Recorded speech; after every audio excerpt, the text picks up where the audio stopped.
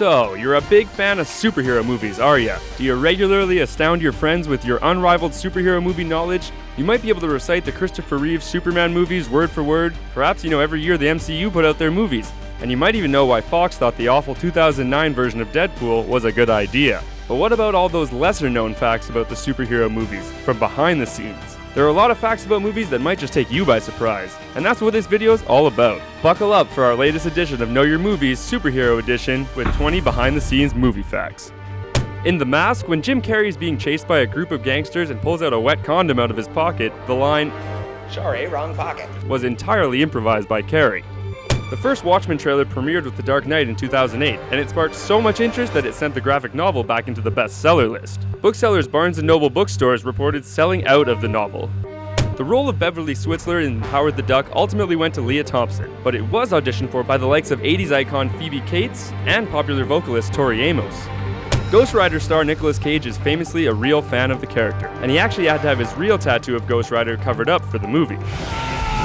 The Dark Knight was the first comic book movie to gross more than $1 billion worldwide, and it actually made more money than its predecessor, Batman Begins' entire domestic run after only 6 days of release. In a scene that was ultimately deleted from the final cut of 2003's Hulk, there's a cameo by Willie Brown, the at-the-time mayor of San Francisco, playing himself and talking to Sam Elliott's General Ross on the phone. Amy Leland, the female actress whose voice is used for the airplane computer in Superman Returns, is also the same actress used for Professor X's Cerebro in the X-Men films, which are also directed by Bryan Singer. Chris Pratt improvised a lot of his performance as Star-Lord in Guardians of the Galaxy. Examples include the obscene gesture he gave after being captured by the Nova Corps, and the line about the ship looking like a Jackson Pollock painting under blacklight. Scott Adkins auditioned for the role of Batman in Batman v Superman: Dawn of Justice. But did you know he previously played the awful version of Deadpool in X-Men Origins Wolverine in stunt scenes that Ryan Reynolds wasn't needed for? I don't want to see that or think of it again. In 2016's Deadpool, the titular character says that he looks like he was bitten by a radioactive Shar-Pei, a wrinkly breed of dog. This is actually a reference to a real Deadpool comic in which the character says he looks like a cross between Ryan Reynolds and a Shar-Pei. Thomas Lemarquis plays Caliban, an albino mutant in X-Men Apocalypse. It is the third movie in which Lemarquis has played an albino, the others being Noir the Albino and Snowpiercer, in spite of the fact that he's not an actual albino himself. In Green Lantern, San Diego doubled as a fictional coast city, and one of the shots from the movie shows parallax over the San Diego Convention Center, which is famously the home of Comic-Con. John Leguizamo, who played the villainous and clown-like Violator in the Spawn films, described the feeling of wearing the fat suit as like a penis wearing a condom. The late Burgess Meredith, who played the Penguin in Adam West's Batman television series of the 1960s, was asked to play the Penguin's father in the opening of Batman Returns, but illness sadly prevented him from doing so.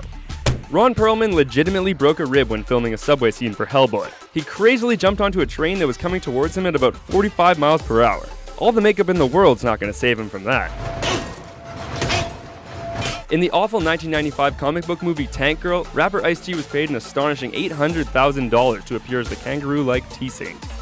Marvel legend Stan Lee famously cameos in most Marvel movies, but he didn't appear in Blade. He did film a scene, but it was cut from the final movie. He played one of the cops that entered the Blood Club and discovered Quinn's body on fire after Blade had been there. For the filming of the crane accident in Spider-Man 3, Bryce Dallas Howard performed her own stunts, unaware that she was actually pregnant at the time of filming.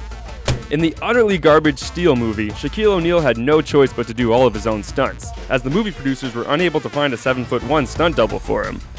It's been reported from the set that in order to get in the mood to play Enchantress in Suicide Squad, Cara Delevingne listened to rock music ranging from Nick Cave to Megadeth.